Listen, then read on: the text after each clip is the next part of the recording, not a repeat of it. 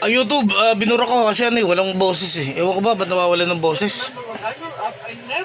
Nag-i-error eh. Hindi ko alam kung bakit eh. Kasi marami nga kumukontrol lang ako ng cellphone ko, guys. Sa totoo lang. Hindi ko alam, malaki inggit sa sarili nito. Oh, nagsiselos talaga siya. Parang ayaw niya akong mag-upload na ano eh. Yung makita pa ako na ibang tao na mga pinagsasabi ko na totoo talaga. O diba?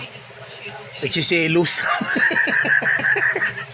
Gusto niya, sa kanya lang ako eh, diba? Para at least, diba? Totoo pa kay. Dapat ano maging tayo muna para at least, diba? May karapatan ka magselos. Yan ang tunay. Ang sabi ko sa iyo. Ano ka ba, Becky? Nakakainis eh. Tulad kasi ako guys, tapos yung mga video ko, walang ano, walang boses eh. Hindi ko alam kung paano nangyayari yun. Minumute. Ganda pa naman ng mga content na ginagawa ko. Talagang pinaghihirapan ko yung mga content ko kasi guys eh.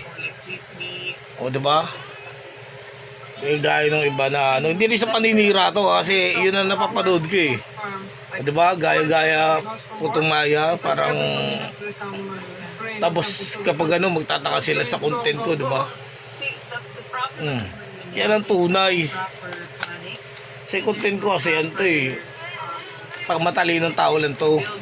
Sa totoo lang. Oh. Di, ibig sabihin, pag hindi nyo pinanood, ibig sabihin, bobo ka, gano'n. Papayag mo, tawagin mo sarili mo, bobo. O diba, hindi naman. Kaya yung mga vlog ko, puro pang matalinong tao lang. O diba, kapag pinanood mo, ibig sabihin, matalino ka. O diba, may matututunan ka pa. Gusto nyo ba, paano